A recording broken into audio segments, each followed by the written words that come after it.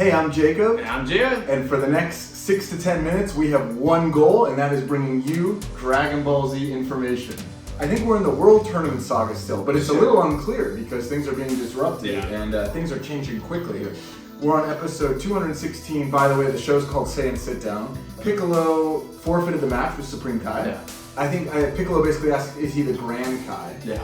Which we know from filler, he's not. I need to look that up. He probably does say some sort of like evolution of Kai that like we haven't seen yet, but like then Kibito's like, I'll do you one better. He's the Supreme Kai. Yeah. Okay, what I love is not only does Piccolo have the reaction, it's like he has to have this like, oh my, he's even more than I thought before. Like I love that Piccolo. Does it really matter if he was the Grand Kai or the Supreme Kai? What would be the difference? Like, would you treat this Grand Kai just worse? Like, oh, it's this Grand Kai. Like, oh, what's up, man? Why are you here? Japanese hierarchy. It's my boss's boss. King Kai doesn't even know who this Supreme Kai is. Like, he's like, oh, I've never even seen this person. What is this guy's job?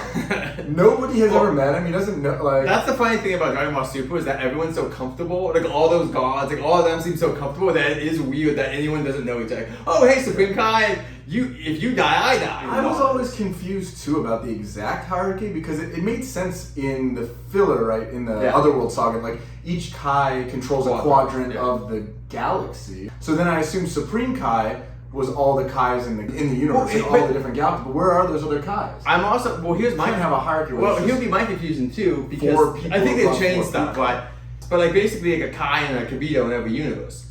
Who these four other people? It's no. There was four other guys that all be Kabitos. Yeah, it's very weird. I agree. I think that they changed canon. Let's be honest, they can't. Meanwhile, Spopovich and Videl fight. Yeah. And again, a seemingly normal fight, although something's a little off with the energy of it. Yeah. But she's wiping the floor with him at first. Yeah, at the beginning, it's very much just like her attacking and him just basically taking every attack, and it's a very common hand-to-hand fight. She got it for a second. She flipped out. Like, it really does remind me in some ways of the old Dragon Ball, which is why I like it. It's like Dragon Ball, but kind of modernized of like hand-to-hand combat, not much Kai attacks or anything. That's all basically like these fighters' skill. But then there's some type of a zombie reaction where it's like he keeps getting up. Yeah. And it starts out very subtle, but then it's getting stranger that he's down for so long and then he gets up. But I don't know, it's a boxing match. You count to 10, and then sometimes they get up at 9. It's not necessarily alarming. And Spopovich at one point throws her out of the ring, and then she flies out. What's going on? So like, I call her that move. And Goku at this point, because Goku and Vegeta have kind of a moment where they look at each other because they know something's up. They don't know what, but they know something. And then at that moment, Goku says like, it was better if you did teach her how to do that. And then Gohan's like, why not? He's like, Goku is starting to realize something is off about this fight because Goku knows the limits of most humans, and the fact that he fought in these tournaments before, he knows that normally people, especially someone like Spopovich, isn't going to be nearly as powerful as this. Like, but Spopovich, let's be frank, Spopovich got lucky that he's facing off against like one of the three or so people that he could actually take.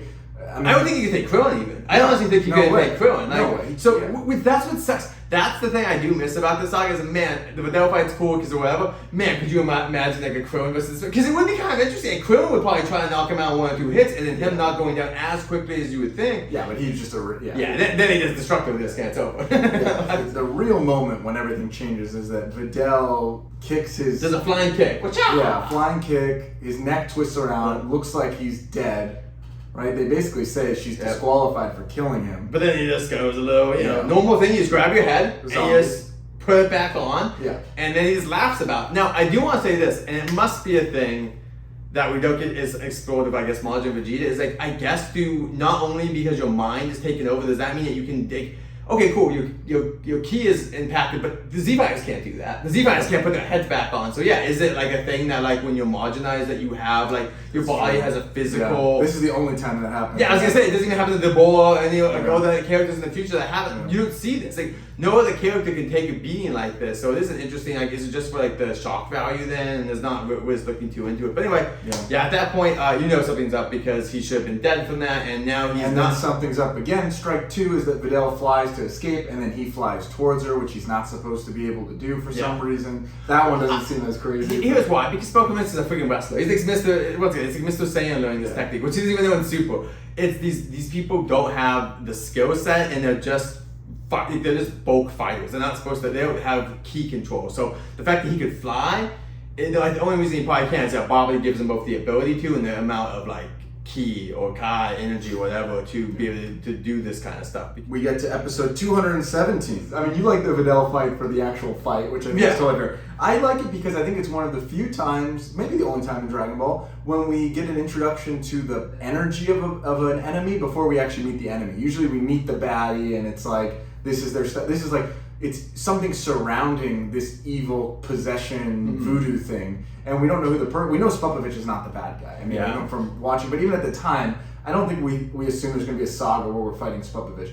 It's this Majin themed, right? And he's not scary himself, but it's everyone's reaction to where did this power come from? How did he know how to fly? How does he know how to get up every time? And the energy wave, how did he learn that, right? Each one of these techniques. Yeah. I was gonna say, we see an interesting version of a ki or an energy attack for someone who doesn't obviously know how to use it. Like, it's literally like this weak little attack. It's literally just energy that comes. Like, it's just different. There's no finance to it. Like, even Goku, when he learned Kamehameha, like, he understood the technique. This is just literally like, it's like someone has told him if he puts his hand up and presses like hard with his energy, something's gonna happen basically, because that's what happens. And then everyone starts to react that he's going too far, he's a monster, what a monster. Yeah. Okay, I gotta say, rewatching this, I mean, she did kill him, like if it was a normal fighter, she did kick his neck around, so like... Yeah, but if he was a normal fighter, he would have been down before that. I guess, but she's not surrendering. He's continuing to pummel her, and it's sure, like, he should stop. He could just do an energy attack again and blast her out. Right? I guess, but she could have done that too instead of kicking his neck around. Sure. I mean, it's a pride of the fight. Yeah, like, it is just interesting to see. Nobody was mad at her when that happened. She did stop fighting, and then Gohan gets so mad he goes Super Saiyan, which we don't see too often. Like, characters going Super Saiyan just out of anger where they can't control it. Well, I mean, I think this is like one of those cases of like showing Gohan, like his anger, which is like a theme later on too. It's just like that's a key part of him. Like he can withstand stuff to a certain point, but normally when it's his friends, he can't. Like how many Gohan dynamic? How many times did he basically jump out and attack Frieza's men when he was supposed to, or like attack Frieza when he is so outnumbered? But he knows if he does it, Kron's dead or whoever's dead. Like he has to do it, or sacrifice his body or else. But yeah, he's about to get in there. Well, it's like, when you're a kid, what a moment, like, do it, squish him. You know Spopovich can't do anything against this guy. Like, I don't think it's, that's interesting. I never thought he was actually going to jump in. I know, but I think it's more that he's, I think there's a lot of imagery, so he's literally half exposed, because I think his bandana comes off or whatever, his hair spikes. So he's not, but so, again, for us, it's just like, all right, the Saiyaman thing ended like 20 episodes. Who cares? Like, is that... They're trying to figure out that's not Saiyaman. Is it Gohan? Is he going to get revealed? Yeah. But to me, I think it's a double meaning because he's also revealed to Supreme Kai.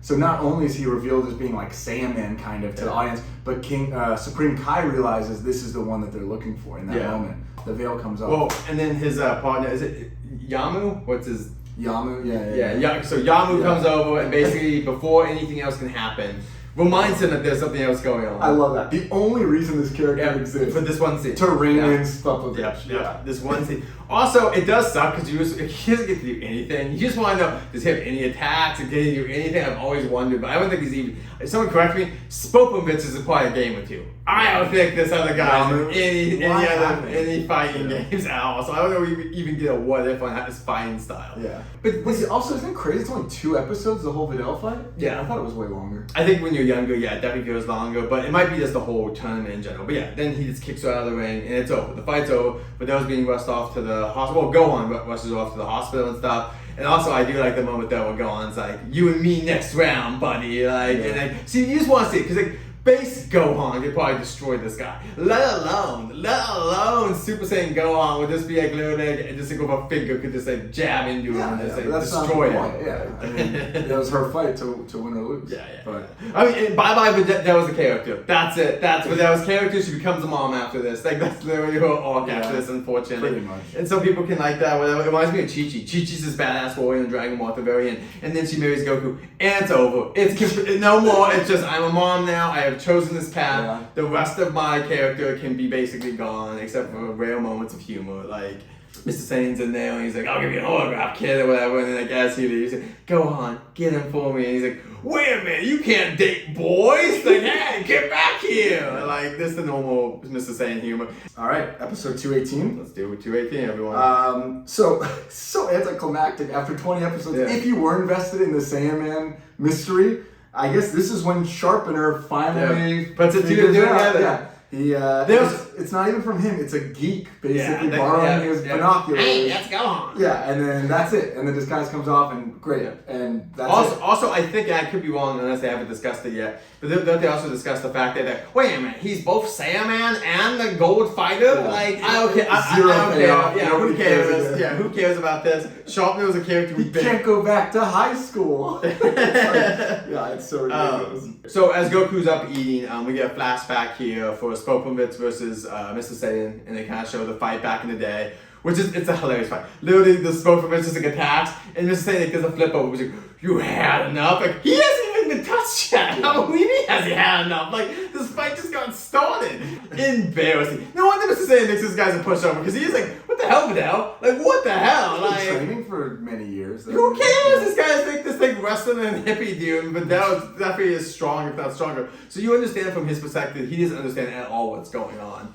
All right, so then we do get the fight though. Gohan versus Kibito, round 4.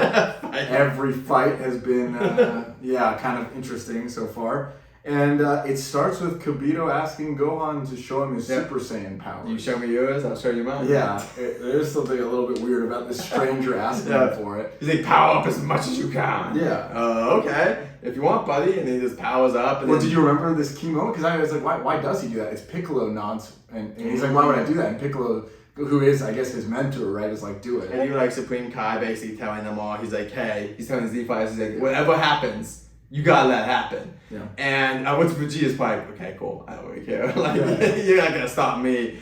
And it ends with him powering up, which is it's a pretty it's one of the longer power-ups that happen because we haven't really seen Gohan go full energy or anyone go full energy since the Otherworld saga, really. Yeah. Alright guys, well what did you guys think when you initially saw Spopovich and Yambo? Did you guys know that they were gonna be just like side villains? Did you guys think they were gonna be the main villains? Like what did you guys think? Leave your comments below.